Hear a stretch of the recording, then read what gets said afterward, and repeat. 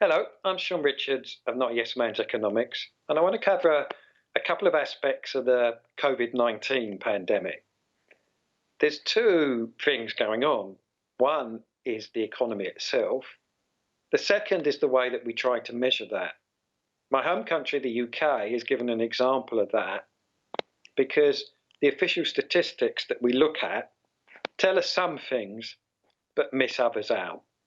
Now, if we look around the world, way beyond the UK, what we're seeing is a sharp drop and then hopefully some sort of recovery.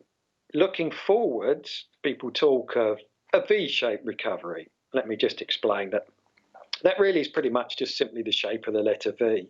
You drop, then you get it all back. That's a really nice idea, and the media and other places cover that quite a lot. In reality, that happens a lot less often than they might let you think. Returning back to the UK and what we have this morning, what do we learn? The first is that there's been a very, very sharp drop in the economy, somewhere around a quarter of it.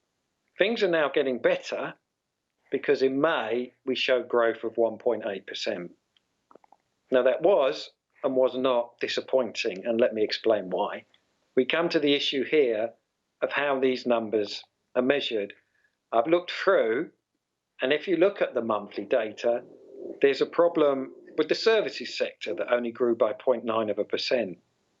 Now, the issue here with that is that a lot of the services surveys are quarterly. So this is a problem that the UK, and in fact, pretty much anyone else that tries to do this has. With producing quarterly numbers, you don't really have the stuff to back it up. If we look around other sectors of the UK economy, they did a lot better in May. For example, production, what we used to call industrial production, improved by 6%, and manufacturing by 8.4%. And I wouldn't be surprised in the fullness of time if services also grew by that. Even with that, we've seen a large fall and a bit of a bounce.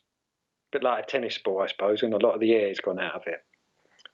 So as we try to reflect on that and learn going forwards, the first lesson is that the numbers will be very inaccurate. Secondly, we're likely to see quite large revisions.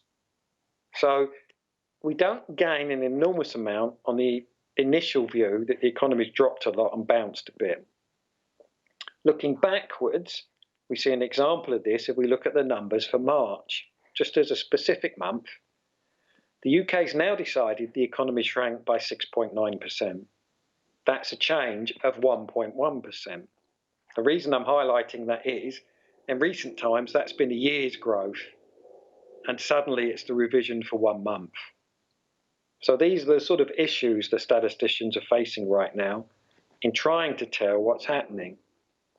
If we switch to what's been a big swing sector recently, which is the health sector, both within itself, as things were shifted to the virus pandemic from other areas, so ordinary work, cancer, operations and so on, were slowed down, we see that we're recording an enormous fall in the UK. Now, this is a problem from having a sort of like government sector, the NHS. It has its strengths. It worked pretty well during the pandemic, but actually then measuring the numbers when you don't really have a price is very difficult. It just simply is the money poured into it. You have the issue of what's inflation, we don't really know. So therefore, you don't really know output either. And so these are the issues being faced here because we're recording an enormous fall in a category that we think was booming. So as you can see, there's a problem there. If we now switch and try and look ahead to get a bit closer to where we are, because we've got numbers there for May and we're now in July, the June figures for retail sales from the British Retail Consortium were positive, showed the best growth for a while, not necessarily a surprise, but whilst they're not a reliable guide, the plus is they're usually pessimistic, so we can hope for something better. Thank you.